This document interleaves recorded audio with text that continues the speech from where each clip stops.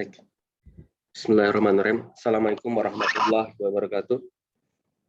Assalamualaikum warahmatullahi wabarakatuh. Alhamdulillahirabbil alamin wassalatu wassalamu ala asrofil anbiya wal mursalin wa ala alihi washabihi ajmain amma ba'd. Segala puji bagi Allah Tuhan semesta alam.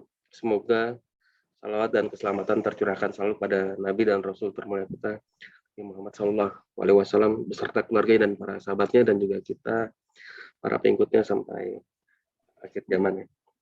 Alhamdulillah kita bisa melanjutkan kembali kajian online mingguan dan insya Allah kita melanjutkan kembali kajian mengenai kitab Al-Kabair. Kali ini membahas tentang dosa besar, dosa hakim yang buruk. Ini insya Allah dosa yang ke-26 ya Ustaz ya. Dosa besar. Betul, Pak. Baik Ustaz, untuk waktunya kami persilahkan Ustaz. Insya Allah kita bisa sampai jam berapa Ustaz? Ya, selesainya Pak ya. Baik Tapi Ustaz. insya Allah mudah-mudahan tidak lebih dari 9:30, tidak lebih lah insya Allah ya. Jam 9 mungkin lebih sedikit insya Allah. Tafadhol Ustaz. Bismillahirrahmanirrahim. Alhamdulillahirabbil alamin hamdan katsiran thayyiban mubarakan fihi kama yuhibbu rabbuna wa yarda.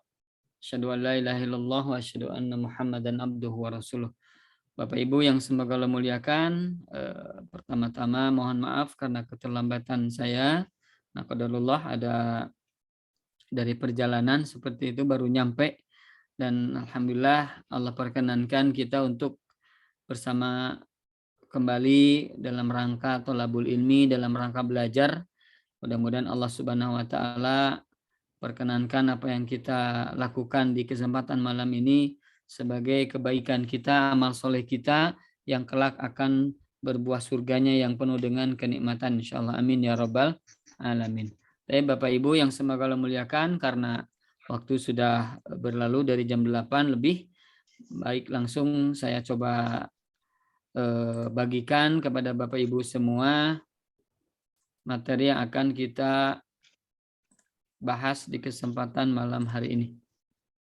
Sebelumnya mohon maaf Pak Ahmad, ini ada host disable. Oh ya, sebentar. Nggak bisa ya? Coba jadikan host dulu. Bisa nggak Ustaz? Nah, bisa Pak, alhamdulillah Pak. Oke. Baik Bapak Ibu yang semoga Allah muliakan, ya, karena waktu sudah berlalu jam 8 kita langsung akan membahas Al-Kabirah As-Sadisah wal Ishrun, dosa besar yang ke-26. Dosa besar 26 ini adalah Al-Qadi As-Su, hakim yang buruk, hakim yang jelek.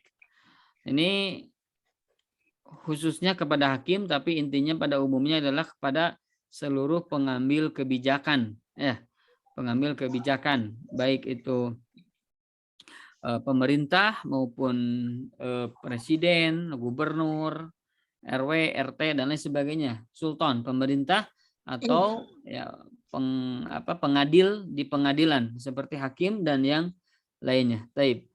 Bapak Ibu yang semoga Allah muliakan, inilah yang dibahas oleh Al-Imam Az-Zahabi, yang dosa besar yang ke-26 adalah hakim yang buruk. Bapak Ibu, di sini hakim, penguasa, dan yang mengurusi urusan rakyat, ya, serta para pembuat undang-undang, nah, termasuk adalah para pembuat undang-undang. Maka hendaklah mereka berbuat adil. Kalau kita termasuk ke dalamnya, maka hendaklah kita berbuat adil dan menerapkan hukum sesuai dengan syariat Allah Ta'ala. Jika tidak, maka bersiap-siaplah menanggung laknat, murka, dan ancaman Allah Subhanahu wa Ta'ala. Waliyadzubillah. Kita berlindung kepada Allah dari laknatnya, murkanya, dan ancamannya. Ya. Tapi Bapak Ibu, sebagaimana yang selalu saya ingatkan, bahwa di dalam kitab ini, di dalam Al-Kabair ini, ya, bercerita tentang dosa-dosa besar. Maka karena yang berbahas adalah dosa-dosa besar, maka kita akan melihat bagaimana seringnya ungkapan-ungkapan itu berupa ancaman. Berupa apa? Ancaman. Kenapa? Ya, agar menjauhi apa yang Allah larang, apa yang Nabi Shallallahu Alaihi Wasallam larang. Ya, beda dengan amal soleh. Biasanya kalau amal soleh, ya diiming-imingi dengan surga, dengan kebaikan dan lain sebagainya. Tapi kalau yang berkaitan dengan dosa itu selalu ditakut-takuti dengan ancaman ya. Targhib buat tarhib.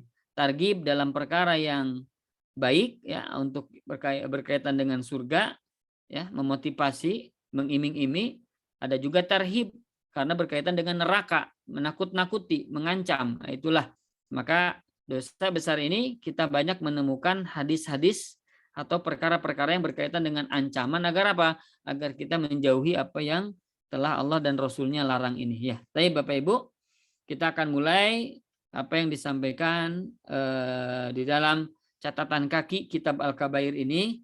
Di sini disampaikan qala Ibnu Abdul Bar ya, Fit Tamhid, di dalam kitabnya At-Tamhid, beliau mengatakan wa ajma'al ulama'u ya, ulama bersepakat Bapak Ibu. Jadi ulama sepakat ala annal jura, bahwasanya kezaliman itu ya, fil hukmi, dalam bab hukum ya, dalam masalah hukum. Jadi kezaliman dalam masalah hukum minal kabair, berupa atau termasuk dosa-dosa besar. Jadi yang termasuk dosa apa yang berbuat dolim dalam masalah hukum adalah termasuk dosa-dosa besar. Liman ta'ammada dzalika aliman bihi, bagi orang yang ta'ammada, yang sengaja. Nah, ini garis bawahi Bapak ya. Bapak Ibu garis bawahi, bagi orang yang menyengaja ya dengan berbuat dolim tadi di dalam bab hukum, aliman bihi, dan dia mengetahui bahwa dia itu salah. Dia tahu dia berbuat salah, dia tahu dia berbuat dosa, dia tahu dia berbuat dolim kepada salah satu pihak, tapi sengaja dia lakukan itu. Maka yang demikian ulama sepakat bahwasanya yang demikian itu termasuk al-kabair, termasuk dosa besar. Ruwiyat fi dzalika asarun syadidatun anis salaf. Yang demikian itu telah diriwayatkan dari beberapa asar, dari beberapa keterangan, dari beberapa kabar, dari beberapa berita yang syadidah, yang sangat keras ancamannya ya, anis salaf, dari ulama-ulama terdahulu. Jadi Bapak Ibu yang semoga Allah muliakan, Ibnu Abdul Bar mengatakan bahwasanya ulama bersepakat orang yang berbuat zalim dalam masalah hukum ya, itu termasuk dosa besar. Bagi siapa? Yaitu bagi orang yang menyengaja melakukan kezaliman tadi. Sementara dia itu mengetahui bahwa dia berbuat zalim. Dia tahu bahwa dia itu dosa. Dia tahu bahwa ini salah. Nah, tapi sengaja dia lakukan itu. Allah musta'an. Maka yang demikian adalah termasuk dosa besar ya. Dan Abu Ubaidah beliau berkata, yulhaqu bil qadi al hakim wal wali was sultani. Bahwasanya dosa besar itu ya secara umum itu termasuk kepada qadhi, para hakim ya di pengadilan. Al-hakim, hakim ya, hakim juga ya, tapi tidak ada di pengadilan, maksudnya sebagai penentu kebijakan. Ada orang yang berselisih, ada orang yang berseteru, kemudian kita damaikan atau kita putuskan. Nah, maka kita termasuk kepada orang yang berbuat hakim, menjadi seorang hakim, menjadi seorang penengah, begitu. Ada orang yang ingin suami istri sedang dalam keadaan sengketa, gitu. Kemudian datang kepada seseorang, kemudian seseorang itu memutuskan. Nah, dia memutuskan itu dalam rangka tidak adil, maka ini sama ancamannya. Demikian ya. Jadi qadhi itu adalah hakim di pengadilan, sementara hakim adalah penentu kebijakan ya atas dua orang atau perkara-perkara yang diperselisihkan ya. Wal wali, orang yang diserahkan kepadanya urusan. Ya, sebagaimana tadi disampaikan, RW, RT, ya, kepala kelurahan dan lain sebagainya masuk ke dalamnya. Ya. Atau juga orang yang wali ini adalah orang yang diserahkan kepada urusan, sebagaimana misalnya mohon maaf anggota-anggota dewan. Ya, kepada mereka diserahkan urusan. Kepada mereka diamanahkan urusan-urusan. Nah, maka masuk ke dalamnya. Kalau orang berbuat dolim dalam perkara ini, masuk ke dalam ancaman ini. Wasultan, dan demikian juga dengan pemerintah, dengan penguasa, ya, maka masuk ke dalam bab ini. Ya. idza hakamu bi ghairi ma anzalallah, apabila mereka berhukum dengan sesuatu yang tidak Allah turunkan. Artinya mereka menghukumi sesuatu hukuman tapi tidak berlandaskan Al-Qur'an, tidak berlandaskan As-Sunnah, tidak berlandaskan syariat Allah, syariat Islam. Fafi'luhum minal kufril amali qat'an. Maka perbuatan mereka itu ya, ketika mereka memutuskan tanpa didasari dengan perintah Allah dan Rasulnya di dalam Al-Quran dan As-Sunnah, maka perbuatan mereka itu minal kufril amali, termasuk kufur amali. Kufur dari sisi perbuatan. Dia kafir tapi dari sisi perbuatan, bukan berupa i'tiqadi, berupa keyakinan. Hanya perbuatan saya. Qata'an, pasti itu. Dia itu termasuk kufur amali. Ya. Dia tidak keluar dari Islam, akan tetapi dia memiliki dosa yang sangat besar di sisi Allah Subhanahu wa taala. Waliyadzubillah. Wa sabaqa an qarrarna an hadzan nau'a minal kabair. Telah kita tegaskan ya bahwatanya jenis ini termasuk dari dosa-dosa besar ya. Di mana kufur amal ini dosa yang besar sebagaimana sudah kita bahas di pertemuan-pertemuan sebelumnya ya, demikian. Kemudian selanjutnya ahamu adlin fil imami ya.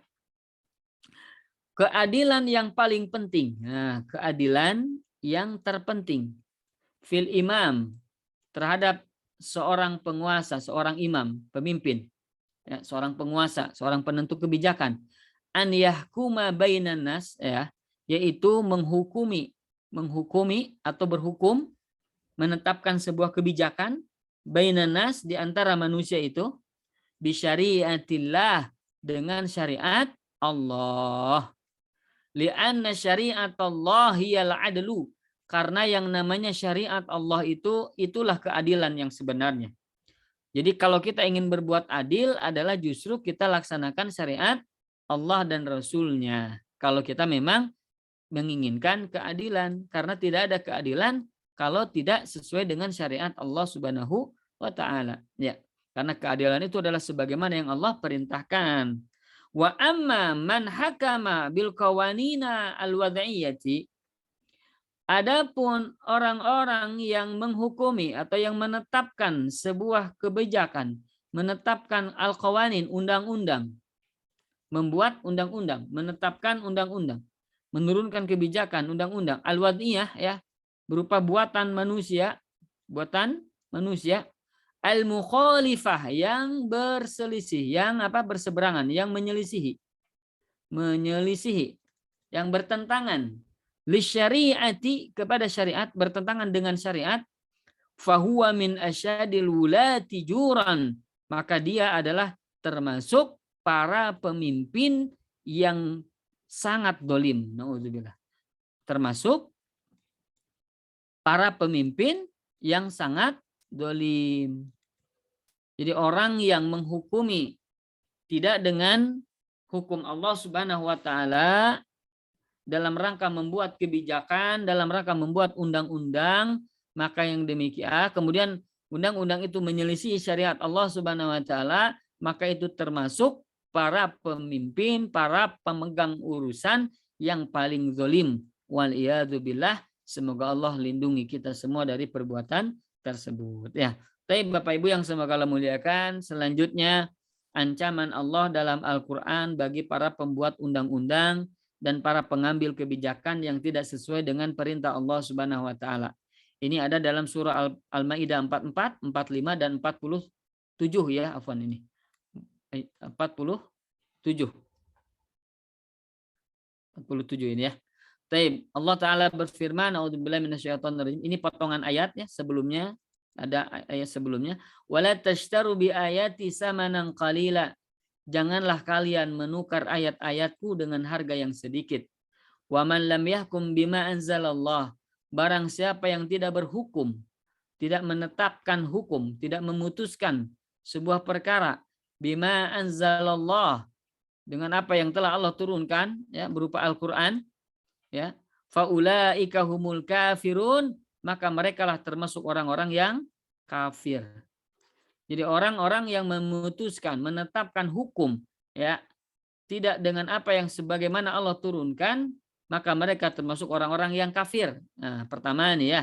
Jadi kategori orang yang tidak berhukum dengan hukum Allah itu bisa masuk ke dalam kategori orang yang kafir, keluar dari Islam. Nah, bagaimana ini nanti kita bahas di bawah. Dalam ayat selanjutnya ayat 45 sama potongan lagi Allah taala berfirman, "Wa man lam yahkum bima anzalallah faulaika humuz zalimun."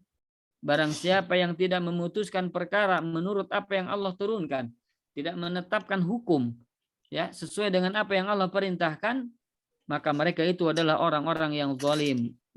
Faulaika humuz zalimun, orang-orang zalim, tidak mau menggunakan hukum-hukum Allah, tidak mau menggunakan syariat Allah, tidak mau memakai apa yang Allah dan Rasulnya perintahkan, maka orang tersebut termasuk orang yang zalim. Ya, bisa orang kafir, bisa zalim. Satu lagi, wal yahkum ahlul injil bima anzalallah.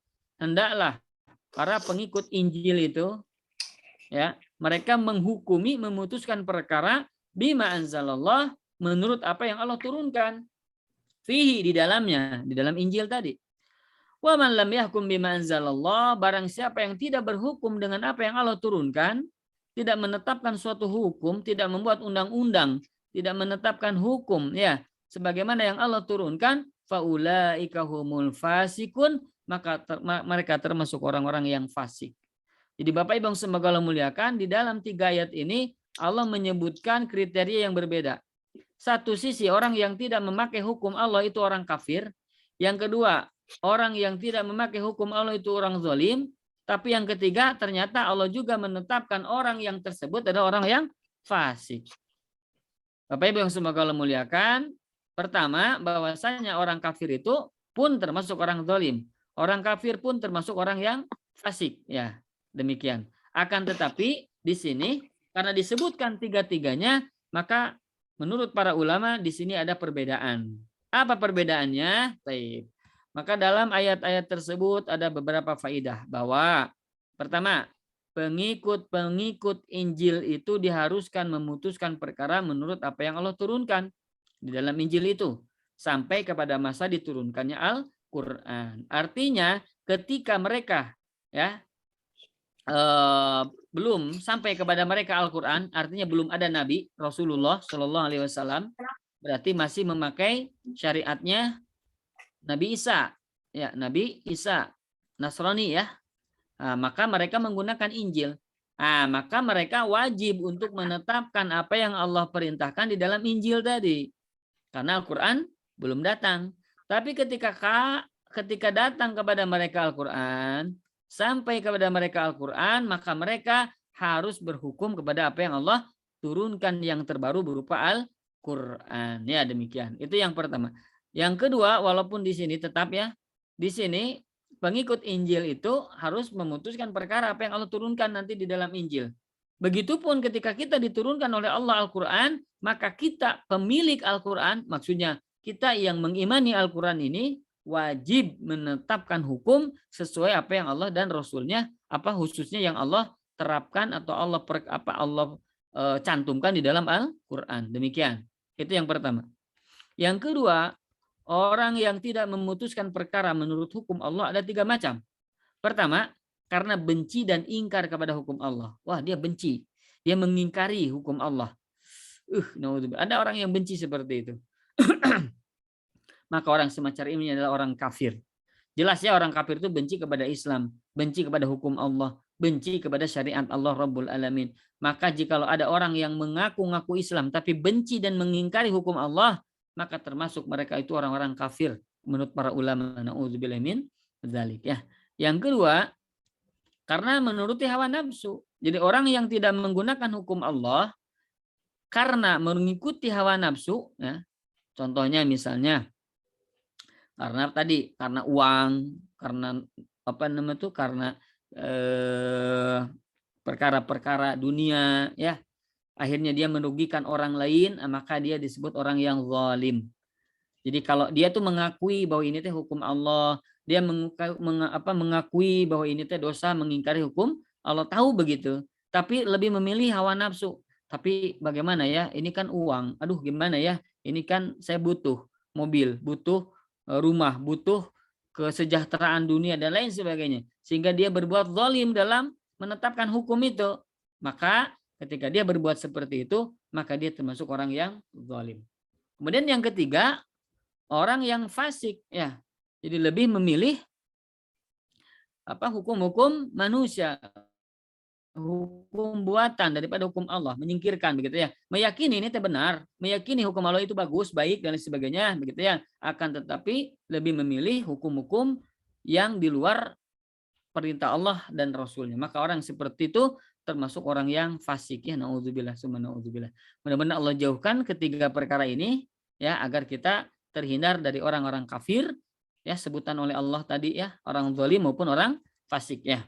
Tapi Bapak Ibu yang semoga Allah muliakan, perlu catatannya, catatan bagi kita ketika kita melihat misalkan ada para hakim, para pembentuk kebijakan, para amanat-amanat ya, anggota-anggota dewan misalnya, mohon maaf ya, ketika mereka tidak berhukum dengan hukum Allah, tidak boleh kita sebut kepada mereka hei kafir. Nah, tidak perlu kita sebut mereka hei kafir, tidak perlu, jangan ya. Kenapa ya? Karena cukuplah Allah yang mengingkari mereka ya. Kita meminta kepada Allah agar memberikan hidayah kepada mereka dan memberikan hidayah juga kepada kita semua ya. Jadi jangan terlalu berlebihan dalam bab ini sehingga akhirnya mengkafirkan orang lain. Nah, inilah kebanyakan aliran-aliran sesat ya, golongan-golongan sesat, karena bermudah-mudahan dalam mengkafirkan orang lain. Ini hati-hati ya, karena orang yang mengkafirkan orang lain inilah sesuatu yang sangat berat di sisi Allah Subhanahu wa taala ya. Lebih baik salah ya menghukumi orang itu kafir padahal orang itu muslim padahal dia kafir, daripada menghukumi orang itu muslim padahal dia itu kafir padahal dia itu muslim ya. Karena di kita kan masih sholat, masih apa dan sebagainya. Kemudian dia tidak berhukum dengan hukum Allah, maka kemudian kita tunjuk hidungnya kafir. Nauzubillah summa nauzubillah. Tidak kita lakukan itu, hanya kita ini untuk diri kita. Orang yang mengingkari hukum Allah itu adalah kafir, demikian. Nah, adapun ta'yin itu menentukan si A itu kafir atau tidak, itu mah urusan bukan urusan kita ya, urusan pengadilan, urusan Allah dan Rasulnya ya. Kita mah tawakuf urusan ulama yang betul-betul Rabbani ya. Kita mah hanya yang disampaikan oleh Allah dan Rasulnya bagi diri kita ya. Adapun orang lain ya kita doakan agar mereka pun sama mendapatkan hidayah ya, dan juga kita insya Allah. Kemudian Bapak Ibu, ancaman Allah dan Rasulnya di dalam Al-Hadis. Nah, tadi dari Al-Quran. Bagi para pembuat undang-undang dan para pengambil kebijakan yang tidak sesuai dengan perintah Allah Subhanahu wa taala. Rawal Hakim bi isnadihi wa fi sahihihi. Al-Imam Al-Hakim beliau meriwayatkan dengan sanadnya dan di dalam kitab sahihnya ya, dari Thalhah bin Ubaidillah radhiyallahu anhu, dari Nabi SAW annahu qala, bahwa Nabi SAW bersabda, la yaqbalullahu sholata imamin, Allah tidak akan menerima sholat seorang imam, sholat seorang pemimpin ya, pemimpin sebuah urusan, hakama bi ghairi ma anzalallah, yang dia itu berhukum tanpa sebagaimana yang Allah Subhanahu wa taala turunkan. Jadi dalam hadis ini Allah tidak akan menerima sholatnya seorang pemimpin ya, seorang pengambil keputusan yang dia itu berhukum tidak dengan apa yang Allah turunkan. Ya, ini hadis riwayat Imam Al-Hakim. Akan tetapi para ulama mengatakan hadisnya adalah dhaif, lemah ya. Ada ulama yang ada seseorang yang dituduh maudhu ya, palsu, suka meriwayatkan hadis dengan dusta ya, maka hadis ini adalah hadis lemah ya. Akan tetapi kelemahan ini adalah agar kita menjauhi ya hadis, walaupun hadis lemah, akan tetapi banyak hadis yang sahih yang intinya adalah mencela, mencaci atau mengancam orang yang berbuat menentukan hukum tanpa sesuai dengan aturan Allah Subhanahu wa taala ya. Demikian, ini yang pertama Bapak Ibu yang dicantumkan di dalam kitab Al-Kabair ya. Kemudian selanjutnya wasohaha al-Hakim aidan, dan Al-Imam Al-Hakim mensahihkan juga min hadis Buraidah, yaitu dari hadis Buraidah radhiyallahu anhu. Beliau berkata, Qala Rasulullah sallallahu alaihi wasallam. Nabi sallallahu alaihi wasallam bersabda, al-qudatu salasatun. Bahwasanya para hakim itu, para penentu kebijakan itu, ya, para hakim itu ada 3 golongan, ada 3 jenis. Yang pertama, qadin fil jannati. Yang pertama adalah hakim yang nanti kelak masuk surga. Hakim yang akan ada di surga. Hakim masuk ke dalam surga. Wa qadiyani finnar. Dan 2 hakim lagi nanti di neraka. Jadi ada 3 jenis atau 3 golongan hakim. Yang 1 akan masuk surga, yang 2 akan masuk neraka. Bagaimana itu? Yang pertama, qadin arafal haqqo. Seorang yang pertama adalah hakim yang mengetahui kebenaran. Faqadha bihi fahuwa fil jannah.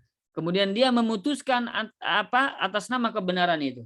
Dia memutuskan sebuah hukum dengan kebenaran tadi, mengikuti kebenaran tadi. Fahuwa fil jannah. Maka yang demikian itu dia akan masuk surga. Masya Allah ya. Jadi yang pertama, orang yang menetapkan dengan hak, dengan benar. Maksudnya dengan benar adalah sesuai dengan Allah dan Rasulnya perintahkan. Maka yang demikian dia akan masuk surga. Yang kedua, waqadin arafal haqqa. Yang kedua adalah golongan hakim ya yang dia mengetahui kebenaran, tahu ini benar, tahu ini Allah perintahkan, tahu ini Rasul perintahkan. Fajara muta'ammidan, tapi dia berbuat zalim dengan sengaja.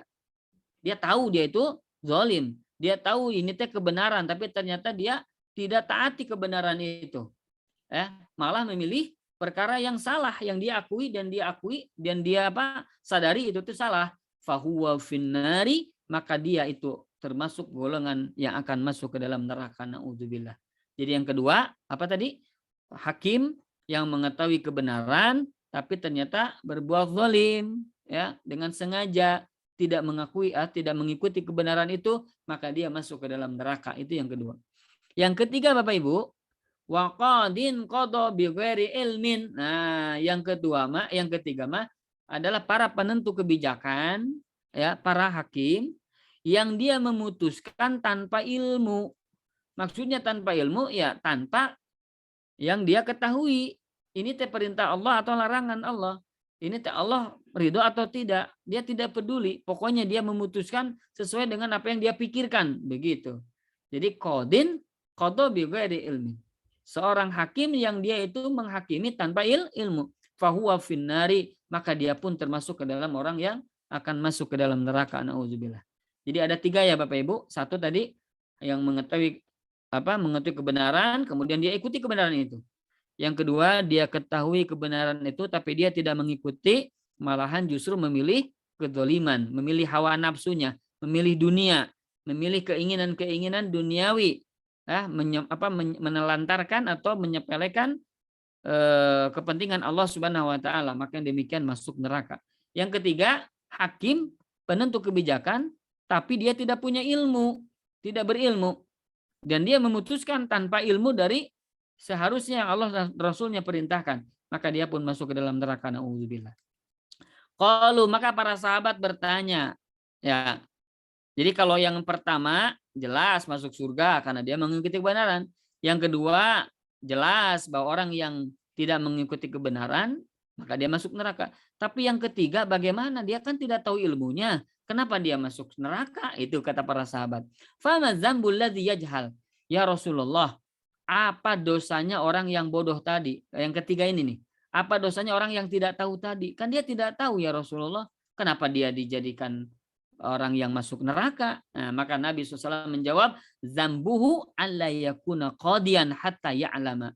Dosanya adalah hendaklah dia itu tidak menjadi hakim sehingga dia itu menjadi orang yang berilmu terlebih dahulu. Nah, jadi Bapak Ibu yang semoga Allah muliakan, dosanya adalah dia menjadi hakim tapi tanpa tanpa ilmu. Kalau dia tahu dia tuh belum berilmu, maka jangan jadi penentu kebijakan ya, jangan jadi pembuat undang-undang. Kalau dia belum mengerti syariat Allah Subhanahu wa taala dalam Al-Qur'an, dalam As-Sunnah, jangan jadi penentu kebijakan yang mengatur urusan orang-orang banyak.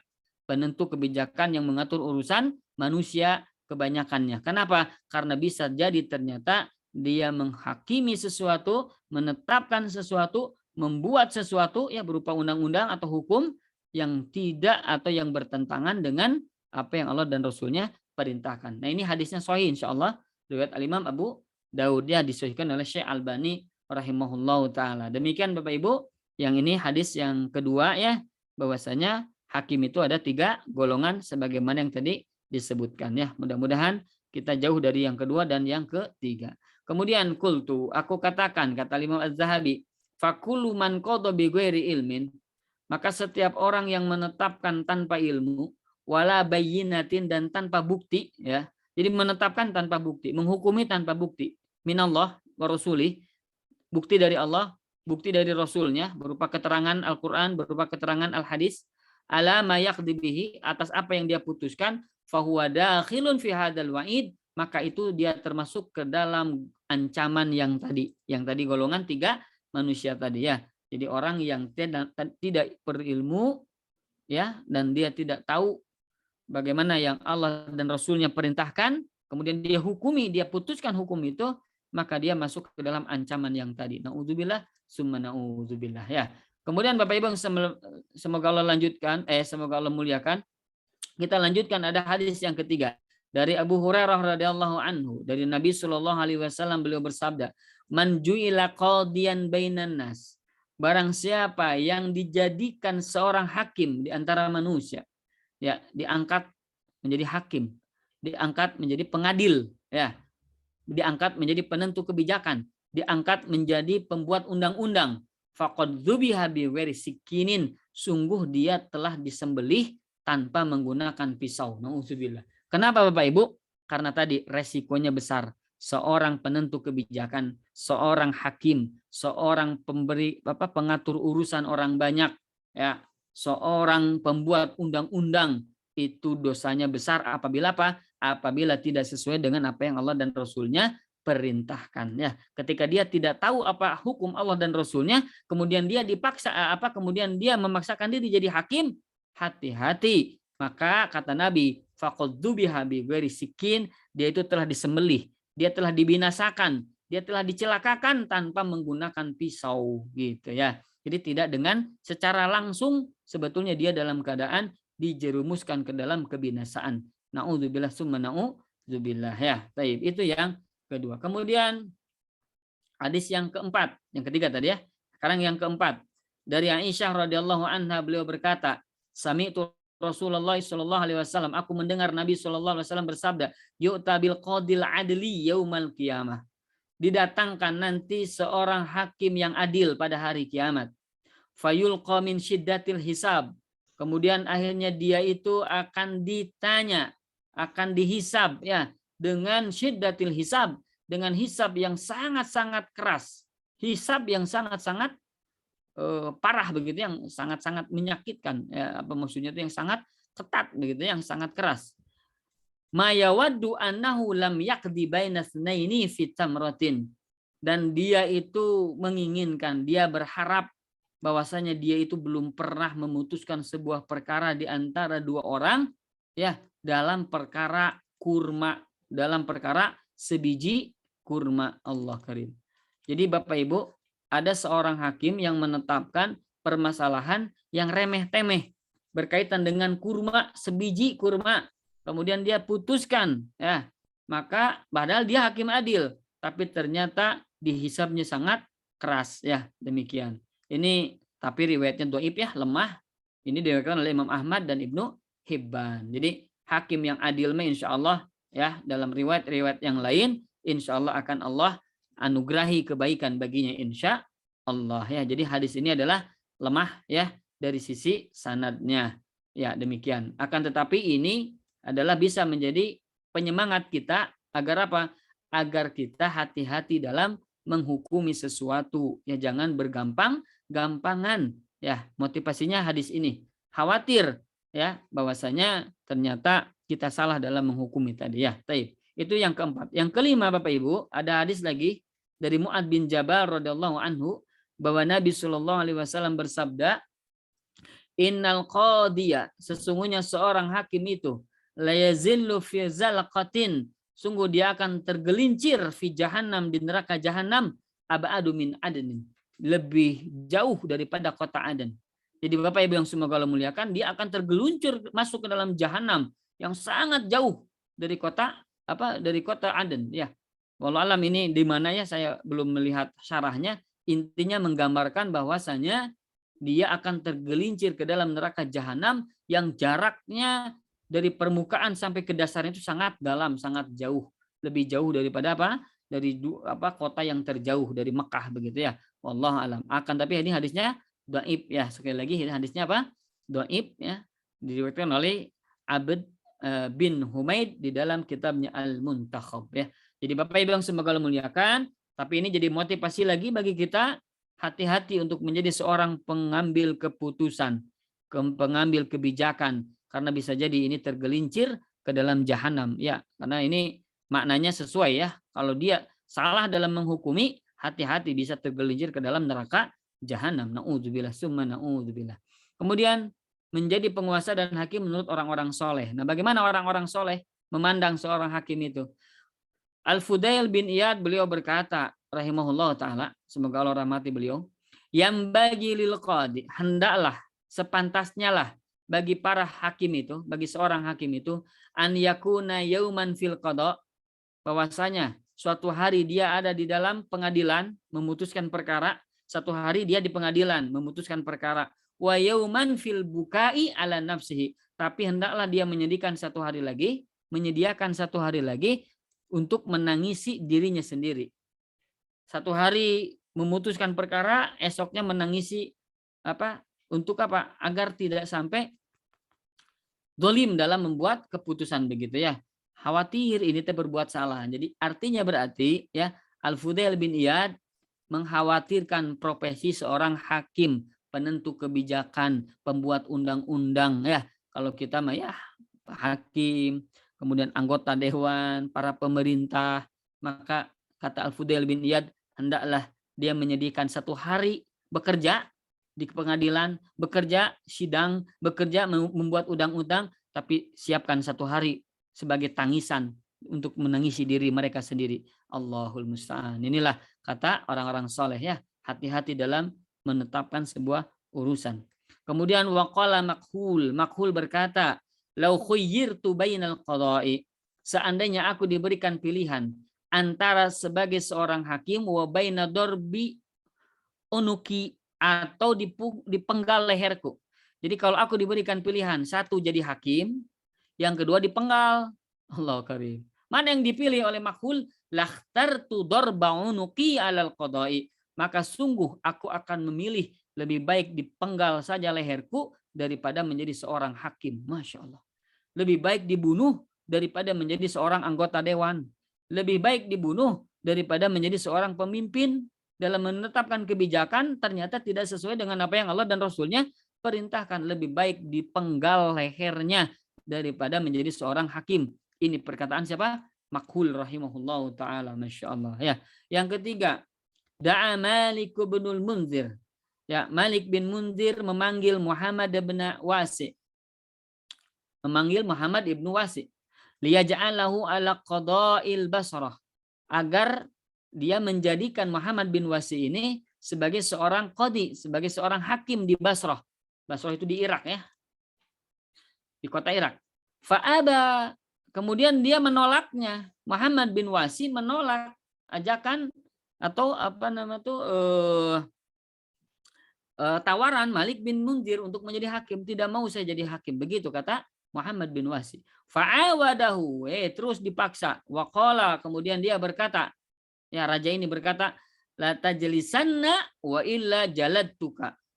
Kamu duduk, ya, maksudnya kamu duduk sebagai seorang hakim, kamu menjadi seorang hakim, ya, atau kalau tidak, aku akan memukulmu, aku akan memecutmu. Allah karim. Faqala, kemudian Muhammad bin Wasi beliau berkata, in taf'ala fa innaka sultanun. Kalau engkau melakukan itu, sesungguhnya engkau adalah penguasa. Lakukanlah, silakan, pukullah aku. Itu lebih baik daripada aku menjadi seorang hakim. Masya Allah. Wa inna zalilad dunya, karena yang namanya kehinaan di dunia itu khairun min dzalilil akhirah, lebih baik daripada kehinaan nanti di akhirat. Allah musta'an. Bapak Ibu yang semoga Allah muliakan, ini orang soleh yang terdahulu, mereka berhati-hati tidak ingin menjadi hakim. Kenapa? Karena khawatir mereka memutuskan perkara yang tidak sesuai dengan perintah Allah dan Rasulnya. Tidak mau menjadi seorang pemimpin, tidak mau menjadi seorang penentu kebijakan. Khawatir apa? Khawatir dia menetapkan kebijakan tidak sesuai dengan apa yang Allah dan Rasulnya inginkan. Masya Allah. Waqala Wahab bin Munabbih, dan Wahab bin Munabbih beliau berkata, idza hammal hakimu bil juri, apabila seorang hakim itu dia berniat, dia berkeinginan untuk berlaku zalim, au amila bih, atau dia mengamalkannya, melakukan kezaliman itu, adkhalallahu naqsa ala ahli mamlakati, maka Allah akan masukkan kekurangan, ya, kesempitan, kesedihan, apalagi kesengsaraan kepada ahli mamlakatihi, kepada penduduk yang dia pimpin itu. Allah karim. Jadi kalau ada pemimpin yang zalim, maka penduduknya akan diberikan kesempitan oleh Allah Subhanahu wa taala. Keburukan hakim, keburukan pemimpin itu akan menimpa juga keburukannya kepada para penduduknya. Demikian. Hatta fil aswaqi wal arzaqi wazar'i wadhar'i. Sampai dalam urusan pasar, dalam urusan rezeki, dalam urusan tumbuh-tumbuhan, maksudnya dalam urusan rezeki, dari urusan perdagangan, dalam urusan pertanian dipersulit oleh Allah Subhanahu wa taala. Kenapa? Karena hakimnya zalim. Karena para hakimnya bisa dibeli dengan uang. Karena para pemimpinnya lebih memilih orang-orang yang punya kedudukan daripada orang-orang yang kecil. Allah, maka pun demikian penduduknya nanti akan sulit hidupnya, ya. Di pasarnya akan sulit, rezekinya akan sulit, pepohonan maksudnya tumbuhan itu akan sulit, ya. Krisis ada di mana-mana, krisis di ekonomi, krisis di pasar, krisis akhlak dan lain sebagainya. Kenapa? Karena pemimpinnya zalim, karena hakimnya zalim. Wa fi kulli syai', dan di segala perkara akan dipersulit oleh Allah taala. Wa idza hamma bil khairi, akan tetapi apabila seorang hakim, penentu kebijakan, para pemimpin itu dalam keadaan berniat, berkeinginan untuk kebaikan, awil adli, atau berniat untuk keadilan, ya, adkhalallahul barakata fi ahli mamlakatihi, maka Allah akan memasukkan keberkahan kepada penduduk yang dipimpinnya, kepada penduduk yang diayominya. Ya, inilah kata Wahab bin Munabbih rahimahullah taala. Jadi Bapak Ibu, kalau kita susah hidupnya, berarti pemimpin kita zalim. Kalau pemimpin zalim bisa jadi tadi sulit dalam segala perkara. Itu susah, ini krisis, ini sulit, dan lain sebagainya. Hati-hati, bisa jadi itu adalah pemimpin yang zalim. Nah, kalau pemimpinnya dia ngerti agama, dia akan introspeksi diri. Aduh, apakah saya ini begitu? Kenapa? Karena jadi timbangannya Allah dan Rasulnya. Tapi kebanyakan pemimpin yang zalim itu tidak akan pernah berpikir Allah dan Rasulnya, tidak berpikir akhirat, yang berpikir kesenangan dunia saat ini saja, kesenangannya dengan keluarganya, kesenangannya dengan koleganya, teman-temannya, tidak pernah berpikir akhirat. Nauzubillah summa nauzubillah. Waliyadu billahi min dzalik. Ya, taib. Kemudian wa yahrumu 'alal qadi an yahkuma wa ghadban, dan diharamkan bagi para penentu kebijakan itu dia menentukan sebuah kebijakan sementara dia dalam keadaan marah, la siyama minal khasam, apalagi dalam keadaan menghadiri orang yang sedang berselisih. Tidak boleh dalam keadaan emosi kemudian dia menetapkan sebuah perkara. Khawatir, kenapa? Ketika dia putuskan itu berbuat zalim kepada seseorang, demikiannya, atau salah satu pihak, karena dia dalam keadaan marah kepada salah satu pihak, demikian. Wa idza ijtama'a fil qadi qillatu ilmin, apabila dalam diri seorang hakim terkumpul sedikit ilmu, artinya dia tidak ngerti agama, dia tidak ngerti hukum Allah dan Rasulnya, dia tidak paham tentang ilmu-ilmu agama. Wasu'u qasdin, kemudian dia memiliki niat yang buruk, bahwasanya dia jadi hakim, dia jadi pemimpin, dia jadi pejabat, dia jadi penentu kebijakan, ingin banyak duit, ingin enak gitu ya hidupnya, ingin sejahtera, ingin kaya raya, ingin senang, ingin terpandang, ingin punya kedudukan di sisi orang lain, bisa nyuruh ini nyuruh itu, bisa dimuliakan, disanjung, dipuji. Wah, masya Allah. Su'uh qasdin, jelek maksudnya, jelek niatnya. Wa akhlakun zairatun, serta memiliki akhlak yang sangat buas, yang zalim, yang serakah, yang rakus, naudzubillah. Wa qillatu wara, dan sedikit rasa takut, ya, tidak ada rasa takut, makan halal haram bodoh amat, yang penting nikmat. Pakai ini, pakai itu, yang penting senang, naudzubillah. Yang penting sejahtera. Qillatu wara, sedikit rasa waranya. Faqad tammat khasaratuhu, maka kalau ada orang yang seperti itu, sungguh sempurnalah kerugiannya, naudzubillah. Wa wajaba alaihi an ya'zila nafsahu, maka wajib baginya untuk menjauhi hawa nafsunya, ya. Wa yubadiru bil khalasi minan nar, dan hendaklah dia bersegera untuk menjauhi api neraka, karena ini semuanya adalah penyebab masuk ke dalam neraka, naudzubillah summa naudzubillah, ya. Dan yang terakhir, Nabi Shallallahu Alaihi Wasallam bersabda, laknatullahi ala rashi wal murtashi, laknat Allah itu kepada orang yang rashi itu yang melakukan suap, memberikan suap, ya, melakukan apa? Suap. Wal murtashi, dan orang yang menerima suap. Jadi orang yang menerima suap, memberikan suap, dua-duanya dilaknat oleh Allah Ta'ala. Allah Ta'ala, ya, dilaknat Bapak Ibu yang semoga Allah muliakan, ya. Bagi orang yang menyogok, ya, memberikan apa? Memberikan agar dia dimenangkan dalam sebuah perkara, maka demikian dia dapat apa? Laknat dari Allah Ta'ala. Demikian pula yang menerimanya, hakimnya, anggota dewannya, pemimpinnya, pejabatnya, ketika dia menerima suap, dilaknat oleh Allah Rabbul Alamin. Naudzubillah. Maka seluruh ancaman itu adalah bagi hakim atau penguasa yang zalim dan bodoh dengan agama. Mohon maaf ya, saya garis bawah ini, bodoh dengan agama Bapak Ibu, ya. Tidak tahu halal dan haram, tidak ngerti, ya, bodoh amat begitu. Naudzubillah.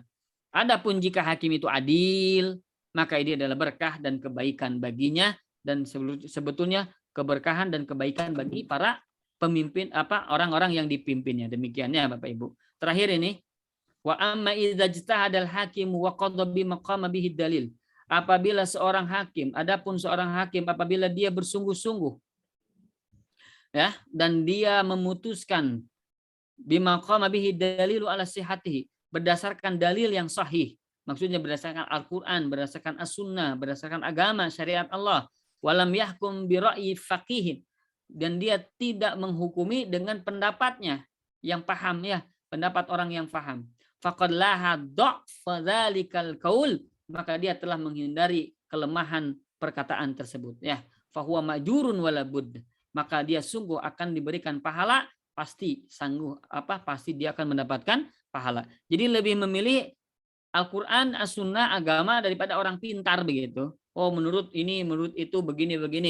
Kemudian dia lebih memilih Al-Qur'an dan As-Sunnah, lebih memilih agama, maka dia itu akan lebih apa? Lebih selamat, ya, dan dia akan mendapatkan pahala begitu. Liqauli Nabi SAW, berdasarkan sabda Nabi SAW, idza ijtahadal hakimu, apabila seorang hakim bersungguh-sungguh, ya, artinya memutuskan sebuah perkara, ya, fa asaba, kemudian dia benar menetapkan perkara ini, falahu ajrani, maka baginya 2 pahala. Wa in ijtahada fa ahta'a, kemudian apabila dia menghakimi sesuatu dan dia salah dalam menghakimi itu, falahu ajrun, maka baginya pahala 1 pahala. Kenapa? Karena yang dipatokan Al-Qur'an dan As-Sunnah, yang jadi patokan agama, yang jadi patokan apa yang Allah dan Rasulnya perintahkan. Kalau sudah seperti itu yang dipatokannya, kemudian dia hukumi dan dia salah dalam menafsirkan atau memahami ayat itu atau hadis itu, insya Allah falahu ajrun, baginya adalah 1 pahala, ya. Farattaba Nabi sallallahu alaihi wasallam al-ajra idza ijtahada fil hukmi. Maka Nabi sallallahu alaihi wasallam mengurutkan sebuah pahala ketika apa? Seseorang menghakimi dalam sebuah urusan. Fima idza kana muqallidan fima yaqdi bihi, terhadap apa-apa yang dia ikuti dari apa yang dia putuskan itu. Maka kalau demikian, falam yadkhul fil khabari, maka dia tidak termasuk ke dalam berita-berita, maksudnya ke dalam ancaman-ancaman yang tadi disebutkan. Jadi kalau orang yang menghukumi dengan hukum Allah Rasulnya, ya, jadi patokan agama dan syariatnya, ya, apabila dia pun salah, insya Allah tidak termasuk ancaman yang tadi disebutkan sebelumnya, ya. Demikian Bapak Ibu yang semoga Allah muliakan. Semoga Allah Ta'ala memberikan kekuatan kepada kita agar tidak terjerumus ke dalam perbuatan dosa ini, yaitu berupa hakim yang zalim, penentu kebijakan yang zalim, pemimpin yang zalim, yang buruk ya, juga adalah pembuat undang-undang yang buruk yang tidak menetapkan hukum sesuai dengan apa yang Allah dan Rasul-Nya perintahkan. Barakallahu fikum wa jazakumullahu khairan. Demikian yang bisa disampaikan. Saya kembalikan kepada Pak Ahmad untuk memandu yang selanjutnya. Falyatafadhal Pak Ahmad. Syukran. Assalamualaikum. Waalaikumsalam warahmatullahi wabarakatuh. Jazakallahu khair Ustaz. Bagi Bapak Ibu yang mungkin ingin bertanya bisa raise hand langsung atau menuliskan di chat juga bisa. Baik Ustaz, ini sudah ada pertanyaan lewat chat ya. Saya coba bacakan dulu. Ustadz izin bertanya, ada sekelompok penentu kebijakan yang membuat aturan baru di tempat kerja, tetapi tidak sesuai dengan syariat atau tidak adil.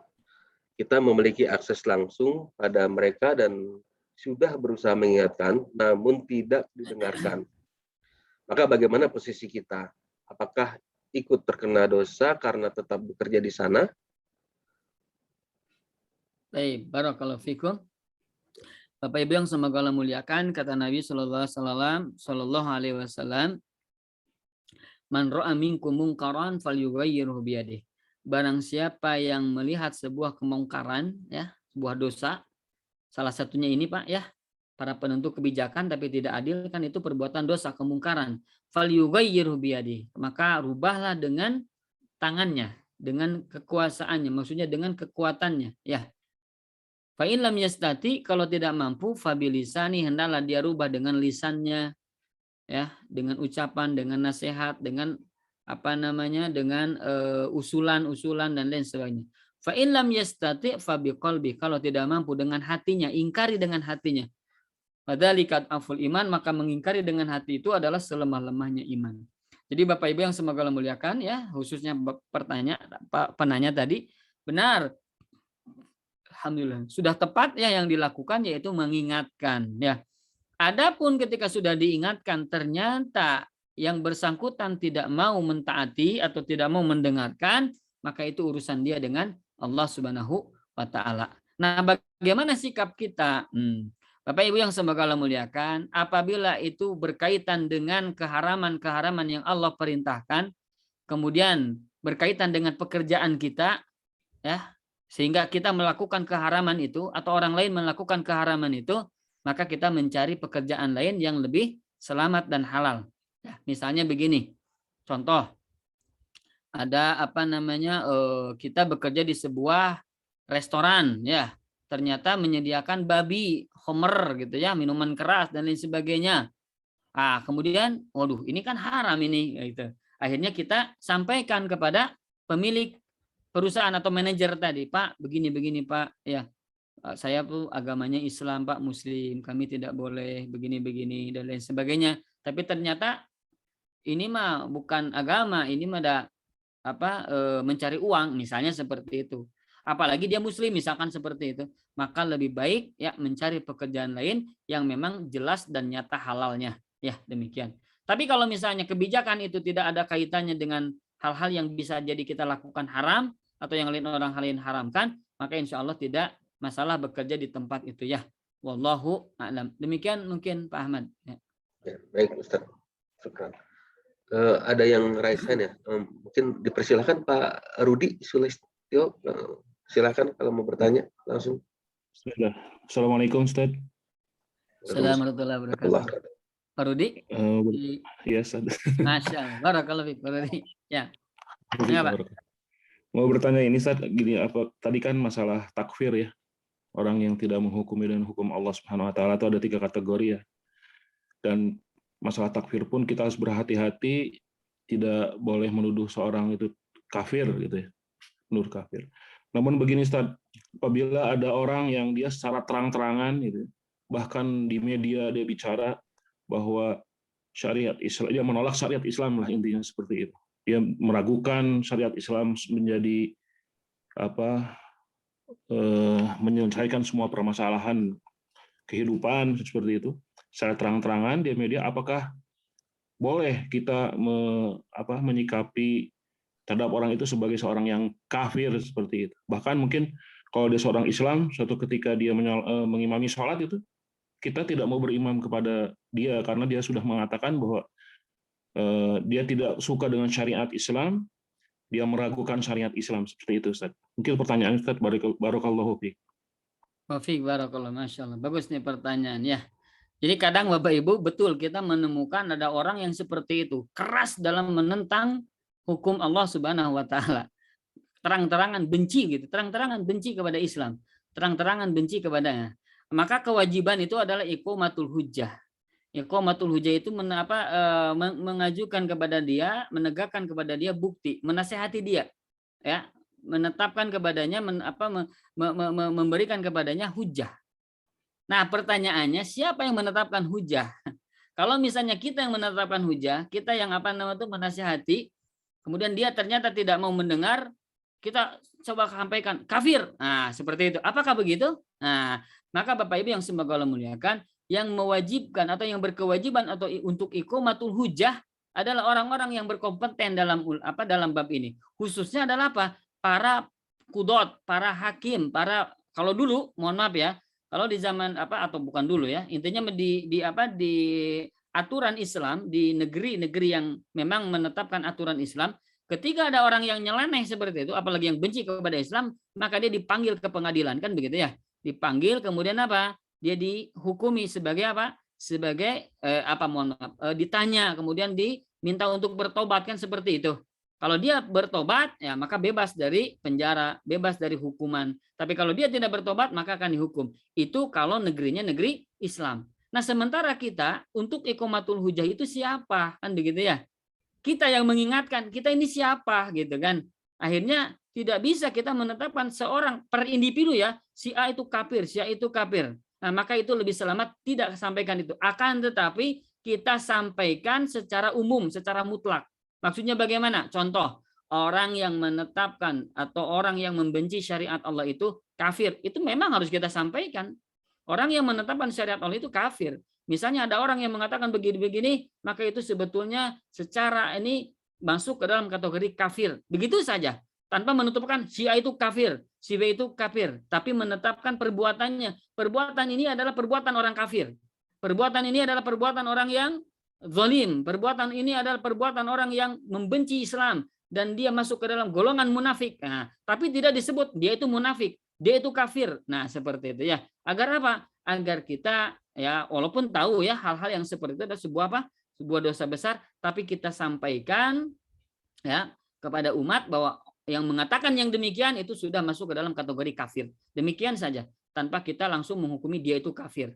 Khawatir apa? Khawatir belum sampai kepadanya hujah, kan begitu ya. Belum sampai kepadanya penekanan untuk ditetapkan sebagai hukuman bahwa dia itu sebagai orang yang kafir. Karena menetapkan orang yang kafir itu harus orang-orang yang betul-betul berkompeten. Khususnya adalah para penegak keadilan berupa para qudot, para hakim. Hakim-hakim yang memang menetapkan hukum-hukum Allah Subhanahu wa taala. Sementara kita tidak ada yang menetapkan itu, sehingga tidak ada yang iqamatul hujjah.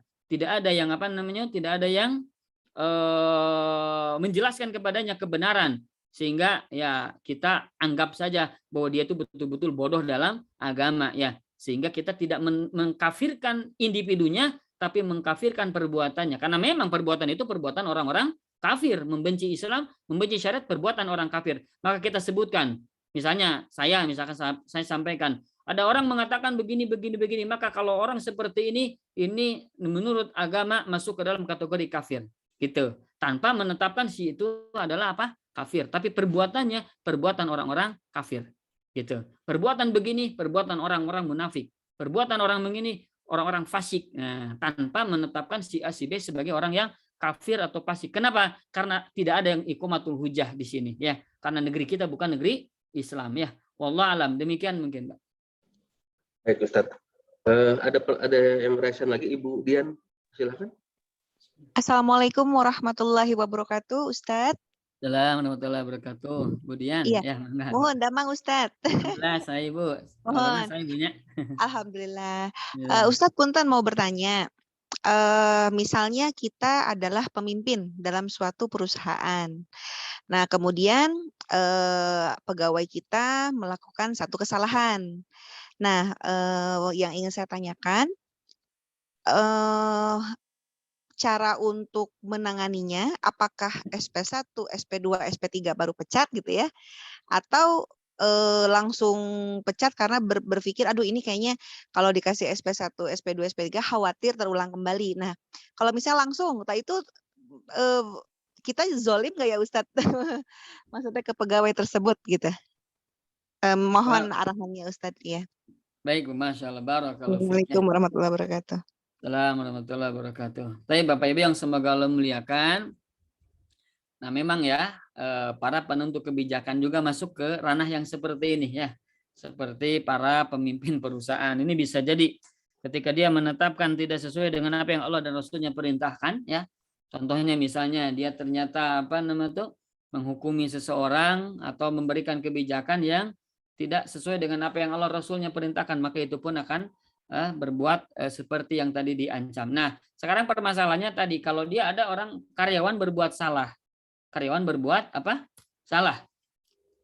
Nah, kemudian kita berikan sebuah peringatan kepadanya. Nah, SP1 secara kan sebetulnya mohon maaf ya, kemungkinan ya sudah ditetapkan aturan aturan perusahaan. Misalnya pelanggaran jenis ini maka sanksinya begini. Misalkan SP1. Pelanggaran ini maka SP2. Pelanggaran ini langsung dikeluarkan tanpa ada SP1, SP2, SP3 langsung dikeluarkan. Nah, pertanyaan apakah itu boleh? Nah, maka Bapak Ibu yang semoga Allah muliakan, dalam Islam itu al-muslimuna ala syurutihim. Bahwasanya kaum muslimin itu adalah sesuai dengan persyaratan yang mereka buat. Artinya selama persyaratan itu tidak bertentangan dengan perintah Allah dan Rasulnya, maka tidak jadi masalah. Misalnya ibu tadi ya sebagai pemilik perusahaan atau penentu kebijakan, kemudian menetapkan pelanggaran jenis ini SP1, jenis 2 SP2, jenis 3 SP3, jenis 4 langsung dikeluarkan, tidak ada SP-SP-an dulu. Nah, maka itu adalah tidak masalah, tidak jadi permasalahan. Ya, yang jelas ya itu adalah sesuai dengan sesuatu yang sudah disepakati, ya sesuai dengan sesuatu yang disepakati. Nah, kalau belum ada kesepakatan begitu, misalnya nggak ada aturan, ini SP1, ini SP2, belum ada, pokoknya ada pelanggaran, maka lebih baik kita panggil dia, ya kemudian Pak, ini gini, begini, ini sebuah pelanggaran berat ini untuk perusahaan ini Pak, sebuah akan mengakibatkan keberkahannya hilang. Kenapa? Ya dengan perbuatan ini dosa. Nah, kita wajib untuk menasihati dia. Ya, mohon maaf. Ya, bisa tidak untuk selesaikan atau tidak lagi berbuat seperti ini. Ya, insya Allah Pak mau. Ya, mohon maaf ya. Kalau misalnya berbuat lagi seperti ini, mungkin nanti akan langsung di SP3 atau langsung dikeluarkan misalnya seperti itu. Maka yang demikian itu tidak dipermasalahkan. Jadi yang jelas kalau tidak ada aturan main awalnya, maka dipanggil dulu dengan baik-baik, berikan lagi kesempatan 1 kali, ya. Kalau terulang lagi, mohon maaf dipecat, itu enggak masalah karena sudah ada kesepakatan dari awal, ya. Demikian mungkin ya Ibu Dian, wallahu a'lam. Ya, hatur nuhun Ustadz, jazakallah khair. Amin wa iyyaki wa jazakillah khairan. Ini ada pertanyaan di chat, saya coba bacakan ya.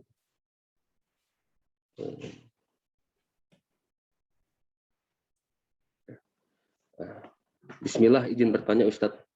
Bagaimana jika kita berada di lingkungan yang isinya ada ketua RT, RW, ketua DKM, dan banyak pejabat pemerintahan, yang mana ketika ada suatu kebijakan, terkadang mereka berselisih dan berbeda-beda pendapat tentang kebijakannya.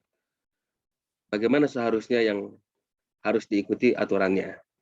Ya, yang harus diikuti adalah yang sesuai dengan apa yang Allah Rasulnya, yang tidak bertentangan dengan syariat itu saja ya, yang tidak bertentangan dengan syariat ya. Jadi antum sudah tahu kan, oh ini RT ini mau begini, RT itu begitu, misalnya atau RW.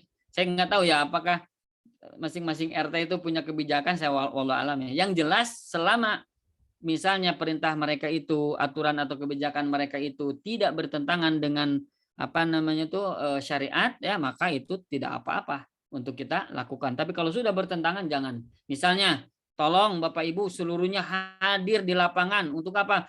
Memeriahkan dangdutan begitu ya. Ini kan berarti sesuatu yang anjuran atau perintah yang tidak atau bertentangan dengan syariat Islam, maka tidak boleh kita taati ya. Jadi intinya taati yang memang tidak bertentangan dengan syariat, tidak masalah ya. Dalam bab-bab duniawi selama tidak bertentangan dengan syariat maka tidak jadi masalah ya. Demikian mungkin Pak Ahmad ya, wallahu a'lam. Baik, Ustaz. Saya coba bacakan lagi yang chat. Yang pertama, pencuri, ada yang bertanya tadi, ada pencuri menurut hukum negara akan dipenjara, tetapi jika menurut syariat Allah harus dipotong tangannya. Apakah hal ini termasuk suatu ketidakpatuhan kepada syariat Allah? Kemudian yang kedua, jika ada suatu pemilihan dan warga diminta memilih seseorang dengan imbalan uang, apakah hal ini termasuk yang tidak mengikuti syariat Allah? Baik. Yang pertama Bapak Ibu yang semoga Allah muliakan, ya sebagaimana di dalam Al-Qur'an, kemudian dalam As-Sunnah ya, orang yang membunuh dibunuh gitu kan. Orang yang berzina seperti ini, orang yang mencuri pun apa? Seperti ini. Artinya itu adalah perintah Allah Subhanahu wa taala ya. Faqta'u aydiyahum, maka potonglah tangan-tangan mereka. Ya, jadi kalau ada orang yang mencuri maka dipotong tangan. Ya, ini adalah perintah Allah Subhanahu wa taala ya. Nah, wallahu alam tidak ada para ulama yang menyelisihi anjuran lain selain dipotong tangan bagi para pencuri. Misalnya hanya cukup ditakzir, cukup dipenjara ya. Saya wallahu alam belum mendapatkan ya pendapat ulama yang mengatakan bolehnya pencuri itu tidak dipotong tangan tapi diganti dengan penjara. Nah, saya belum menemukan ya. Tapi intinya adalah perintah Allah bagi orang yang mencuri potong tangannya. Nah, ini sebagai apa? Sebagai apa? Tahzir, sebagai peringatan kepada para pembuat pelaku kejahatan untuk berhati-hati agar tidak melakukan kejahatannya. Membunuh, dibunuh lagi. Orang yang merampok yang sebagaimana kita sudah sampaikan ya, merampok kemudian dia melukai maka dia akan kemudian dia membunuh maka dia disalib hukumannya, Allah musta'an ya. Artinya Bapak Ibu yang semoga Allah muliakan, dan ini masuk ke dalam hukum-hukum dan aturan-aturan Allah Subhanahu wa taala. Nah, bagaimana ketika tidak dilakukan? Apabila memang tidak ada ya kesepakatan para ulama ya untuk merubahnya aturan tadi dan tetap dalam keadaan awal ya sebagaimana Allah dan Rasulnya perintahkan dan para ulama sepakati, maka tidak boleh kita menentang apa yang Allah dan Rasulnya perintahkan. Maka ketika menentang ya masuk ke dalam perbuatan dosa. Artinya apa? Artinya yang menetapkan hukuman tadi, yang membuat kebijakan tadi, seluruh yang berkaitan dengan itu ya masuk ke dalam perbuatan dosa ya, karena tidak mentaati perintah Allah Subhanahu wa taala ya. Wallahu alam. Demikian itu yang pertama ya. Yang kedua, apa tadi itu ya? Jika ada pemilihan gitu ya, kemudian diminta memilih seseorang dengan imbalan uang, apakah ini termasuk yang tidak mengikuti syariat Allah? Iya, orang yang apa tadi maksudnya diminta untuk memilih tapi dengan imbalan uang, maka jangan dipilih. Maka orang yang seperti ini adalah orang yang keluar dari rambu-rambu syariat. Maka orang yang seperti ini maka akan menjadikan kelak ya dalam pemerintahannya adalah berbau keuangan, berbau apa riswah, suap menyuap, berbau korupsi, berbau kezoliman, berbau hal-hal yang akan mengakibatkan kesengsaraan dunia dan akhirat. Maka jangan dipilih pemimpin yang model seperti ini yang mengiming-imingi dengan uang ya. Wallahu alam, itu mungkin Pak Ahmad. Itu kondisinya kalau kita memang tinggal di negara Indonesia yang tidak menjalani hukum Islam, posisi hakim itu bagaimana Ustaz? Yang dia tidak menjalankan potong tangan kalau mencuri dan lain-lain itu. Iya, hati-hati itu masuk ke dalam yang tadi. Nah, makanya jangankan ya, mohon maaf ya, jangankan dihukum yang memang hukum yang tidak menghukum hukum Islam. Tadi saja sebagaimana yang Wahab bin Munabi Makhul kan gitu ya. Kemudian apa ulama yang tadi kita sebutkan tadi lebih baik dipenggal daripada menjadi seorang hakim. Itu teh Pak di negara Islam itu tuh Pak ya. Itu di negeri apa?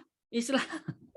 Subhanallah. Yang memang akan menetapkan syariat Islam, tapi takut gitu, takut tidak menghukumi dengan benar. Ini yang jelas-jelas tidak memakai syariat Islam, maka akan menjauhi perkara-perkara yang berkaitan dengan bab-bab yang seperti itu. Kenapa? Karena pasti takut kepeceretan dosanya ya. Wallahu alam. Demikian Pak mungkin. Ya, Ustaz. Ini ada pertanyaan lagi di chat. Ustaz. Assalamualaikum Ustadz. Maaf di luar tema. Bagaimana sikap kita kepada teman yang memiliki pandangan bahwa Syiah adalah salah satu mazhab dalam Islam selain 4 mazhab dan berpandangan bahwa Ahlul Bait itu Syiah. Apakah kita harus tetap menjaga silaturahim dengan orang tersebut ataukah kita menjauhinya saja? Ya, baik Bapak Ibu yang semoga Allah muliakan. Kalau dia termasuk orang yang awam ya, masih baru-baru belajar, maka kita dakwahi, dekati, kita pelajari, kemudian kita pahamkan bahwa itu adalah sebuah kekeliruan dan kesalahan ya dalam Islam ya. Bahkan ya para ulama katakan Syiah itu adalah ya sebenarnya bukan Islam. Kenapa? Karena banyak perkara-perkara ya, bahkan Al-Qur'an pun mereka jadikan sebagai sebagai sesuatu yang dipalsukan kata mereka. Jadi Quran yang kita pegang ini ya Ahlussunnah wal Jamaah, kata Al-Qur'an yang sudah ada penyimpangan, Allahul musta'an ya. Kemudian mereka mencela, mencaci para sahabat ya. Bahkan kepada Abu Bakar radhiyallahu anhu, Aisyah, Umar radhiyallahu anhum ajmain ya, mereka mengutuknya. Bagian dari apa? Bagian dari akidah mereka adalah membenci para sahabat ya. Maka ini banyak hal ya yang mungkin harus dipahamkan, tapi kita pun harus betul-betul paham karena memang perkaranya ini sangat-sangat pelik ya. Jadi dalam bab ini ya, dalam bab sunnah dan Syiah ini tidak mudah untuk memahami seluruhnya, betul-betul kedalaman ilmu. Jadi Bapak Ibu yang semoga Allah muliakan, kalau kita ingin mendakwahi mereka, maka kita betul-betul harus belajar komprehensif ya tentang mengapa perbedaan Syiah dengan kenapa mereka membenci Abu Bakar, kenapa mereka membenci Aisyah, kenapa mereka membenci Umar, bagaimana kisah-kisah yang mereka angkat gitu ya untuk menggelincirkan Ahlus Sunnah apa saja begitu ya. Nah ini kita harus tahu. Kemudian apalagi hal-hal yang bisa mengakibatkan akidah ini adalah akidah yang salah dan sesat. Bagaimana ini? Nah ini perlu pendalaman, perlu ilmu. Maka ketika ada orang yang mereka itu berakidah seperti itu dan dia sudah lama, berilmunya sudah tinggi, lebih baik kita jauhi dia. Kenapa? Karena bisa jadi justru kita yang akan terpengaruh. Kenapa? Karena kita awam, kita tidak berilmu ya, sehingga sehingga akhirnya kita yang akan terpengaruh. Tapi kalau misalnya dia atau orang awam dan kita mampu untuk mendakwahinya, maka dakwahi adalah lebih baik. Atau kita bawakan ya untuk carikan orang yang lebih berkompeten dalam menjelaskan bab ini ya. Ketika memang masing-masing mereka mencari kebenaran ya. Mudah-mudahan Allah berikan hidayah kepada kita dan mereka agar sesuai dengan apa yang Allah dan Rasulnya perintahkan ya. Jadi intinya Bapak Ibu ya, saya tidak mungkin membahas kekeliruan Syiah. Yang jelas bahwasanya itu bukan mazhab ya, bukan mazhab yang kelima, akan tetapi ini sebuah penyimpangan dalam bab akidah ya, penyimpangan dalam bab akidah. Mengapa? Nah, untuk menjawab mengapa inilah panjang ya bahasanya, tidak bisa hanya 1 jam gitu kan, harus banyak komprehensif yang harus beberapa pertemuan bab tentang Syiah ini ya. Allah alam. Demikian mungkin Pak Ahmad. Baik Ustaz. Kalau dari chat sih sudah nggak ada pertanyaan lagi Ustaz. Assalamualaikum Ustaz. Ada yang mau tanya? Baik, silakan. Ustaz Damang Ustaz, Wendy Ustaz Sanjaya. Alhamdulillah. Oh Masya Allah Pak Wendy, alhamdulillah Damang. Jazakumullah khairan batana Pak Wendy. Aduh punten abdi tacan gawe. Ustaz mau nanya Ustaz, ya. Kalau level manajer dosanya ketika anak buahnya, maksudnya dalam sebuah perusahaan, ketika anak buah karyawannya bermaksiat, apakah level manajer juga termasuk orang yang terbawa? Sementara kan masih ada atasan bosnya gitu Ustaz. Bisa dijelaskan Ustaz? Syukron Ustaz. Afwan Pak, barakallahu fiik. Baik Bapak Ibu yang semoga Allah muliakan, tadi saya sudah sampaikan hadis Nabi, man ra'a minkum mungkaran falyughayyir biyadihi, barang siapa yang melihat kemungkaran rubah dengan kekuasaannya ya. Misalkan Bapak sebagai bos atau manajer atau pemimpin, ketika kita melihat ada kemungkaran di bawahan kita, maka kita tegas untuk hentikan kemungkaran itu, perbuatan dosa itu ya. Tapi kalau kita tidak tahu gitu kan mereka melakukan itu, ya kita berlepas diri dari mereka. Jadi artinya apa? Artinya kita berdosa apabila kita membiarkan kemungkaran begitu. Tapi kalau kita tidak tahu mereka berbuat mungkar gitu ya, maka itu kita berlepas diri. Maka kata Syekh Utsaimin, laisa sya'nu man fa'ala ghairuka. Ma fa'ala ghairuka. Bukanlah sebuah urusan ya apa yang dilakukan oleh selainmu. Maksudnya yang tanpa kita ketahui ya urusan mereka begitu.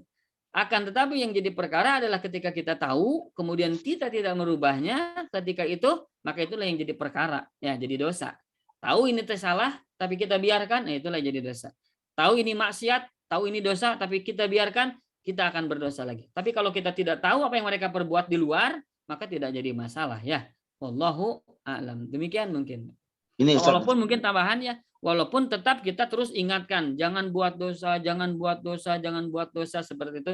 Insya Allah itu bagian dari ikhtiar kita dan insya Allah itu berpahala ma'jur insya Allah. Gitu mungkin Pak Wendy? ini Ustaz, maaf di tambahan Ustaz. Seperti ini misalnya Ustaz, Ya. di perusahaan ya misalnya anak teh dipercaya ngurus perusahaan. Terus karyawan tuh Saskuri itu tuh nggak ada Jumatan kalau laki-laki semua. Laki-laki semua. Katanya kalau Jumatan nanti pintu gerbang ada yang jaga.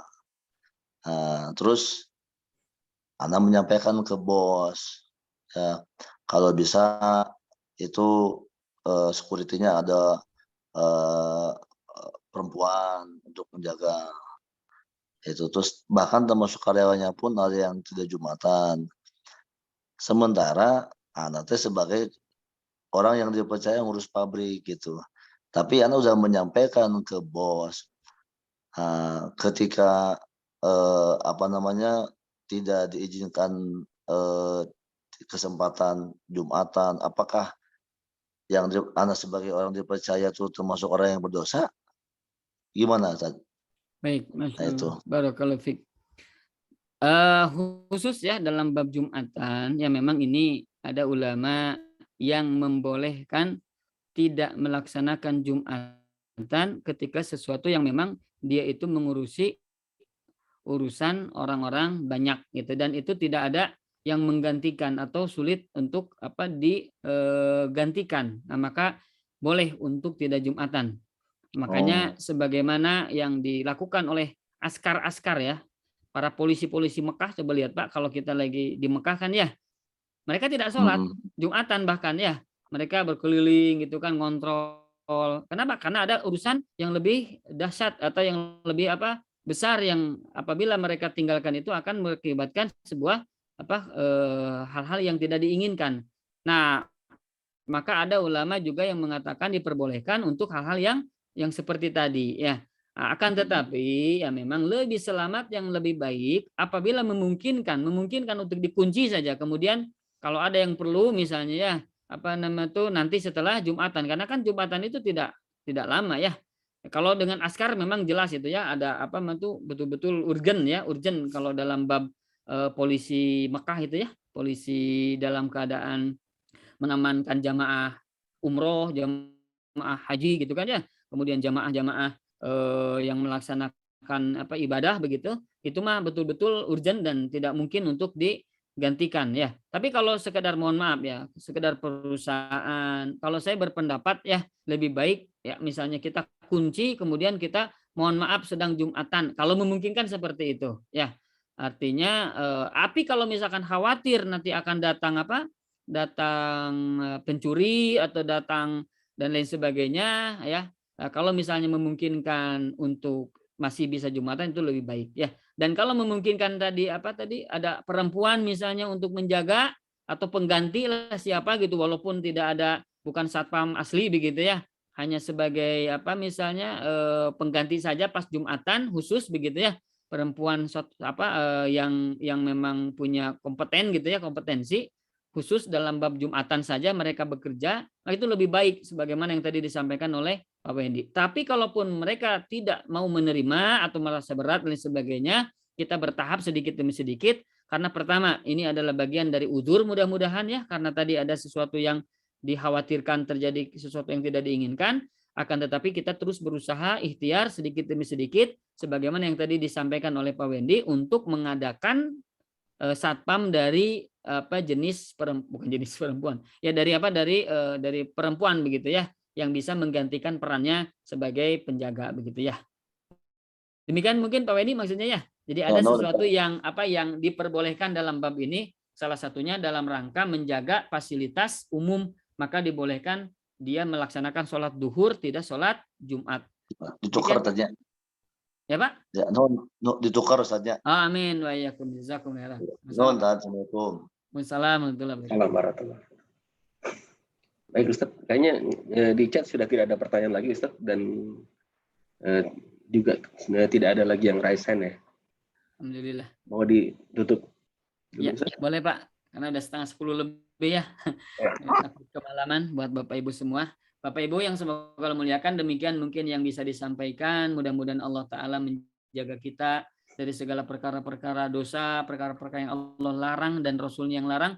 Dan mudah-mudahan Allah dekatkan kita dengan ketaatan, kepatuhan, dan surganya yang penuh dengan kenikmatan. Amin ya rabbal alamin. Dan semoga Allah catat dan jadikan apa yang kita lakukan di kesempatan malam ini sebagai amal soleh kita, kebaikan kita. Mudah-mudahan Allah terima sebagai penggugur dosa kita, pengangkat derajat kita, dan penyebab Allah masukkan kita ke dalam surganya yang penuh dengan kenikmatan. Amin. Amin ya rabbal alamin. Barakallahu fikum, jazakumullah khairan. Demikian yang bisa sampaikan, benar dari Allah Ta'ala, salah dari saya dan dari syaitan, semoga Allah ampuni. Assalamualaikum warahmatullahi wabarakatuh. Waalaikumsalam warahmatullahi wabarakatuh. Jazakallahu khair Ustaz atas materinya. Semoga bermanfaat buat kita semua. Insya Allah kajian mengenai kitab Al-Kabair ini kita lanjutkan kembali pekan depan setiap minggu ya. Melanjutkan kembali dosa-dosa besar yang lainnya. Baik, alhamdulillah kita tutup dengan doa akhir majelis. Subhanakallahumma wa bihamdika asyhadu an la ilaha illa anta astaghfiruka wa atubu ilaik. Wassalamualaikum warahmatullahi wabarakatuh. Assalamualaikum warahmatullahi wabarakatuh. Ya. Nuhun Pak ya semua. Syukuran Ustaz. Jazakallahu khairan. Baik.